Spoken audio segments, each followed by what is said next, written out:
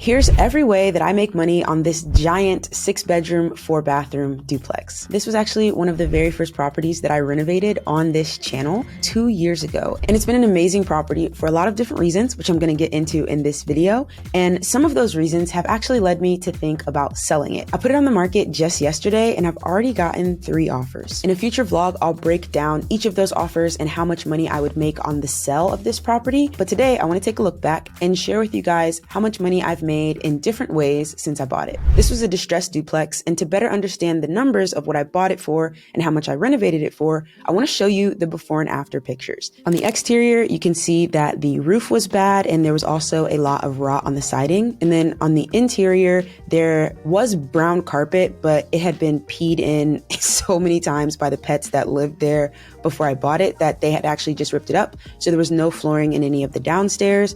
Again, you can see the main theme was just brown, super outdated kitchen, super outdated bathrooms, et cetera, et cetera. I bought this property for $217,000. And by the time we were done with the renovation, this is what it looked like. We completely did away with the brown. We did a new roof. We repaired the siding. And then on the interior, we went in with new luxury vinyl plank flooring with a gray and white theme throughout, added a little bit of color to the kitchen, new granite countertops, new hardware. We refinished the cabinets, updated pretty much everything, did the same granite in the kitchen as well as in the bathrooms, new light fixtures. Overall, it was a big renovation, but I'm really happy with how it turned out. So the first way that I make money from this property is rental income. And what's crazy is that although we mostly think about rental income and cash flow when we think about rental properties, but actually this segment of income is the smallest way that I've made money on this property, but we'll go through it first. Overall, it was a big renovation, but I'm really happy with how it turned out. So if we take that $217,000 that I paid for it, and it ended up costing about $73,000.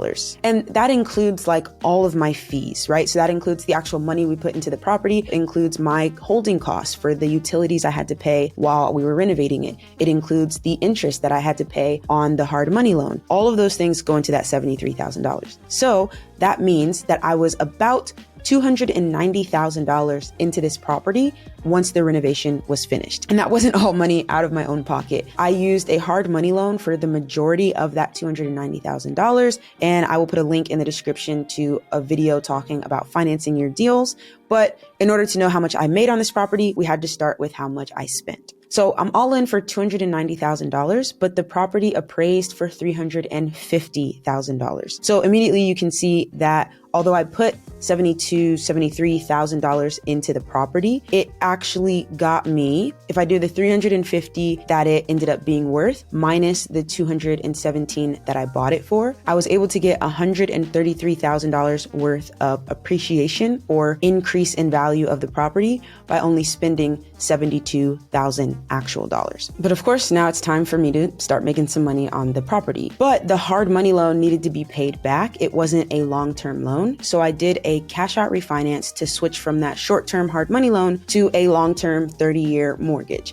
And the way that that works is that I take that $350,000 that this property was now worth, and I multiply that by 80% because the bank will give me an 80% cash out loan to pay off my hard money loan. And then I'll pay off that new mortgage every month for 30 years. So $350,000 times 80% equals $280,000. And remember, I was in it for $290,000. So all that means is that I paid back my hard money lender everything that they had loaned me, and then I paid back myself everything except $10,000, which was left in the deal. What that ended up meaning, that new mortgage of $280,000 cost me about $1,700 a month for my PITI, which stands for principal, interest, taxes, and insurance. And here's where we start making money. Although the mortgage cost me $1,700, the property rents out for $1,700 each side. So $3,400 in total is my rental income. I take away the $1,700 of my PITI, which leaves me with $1,700. And then I take half of that to set aside for vacancy and future repairs. So I take $850 off of that, which leaves me with $850 of cash flow from this property each month. If I multiply that by the 12 months, I make about $10,200 from this property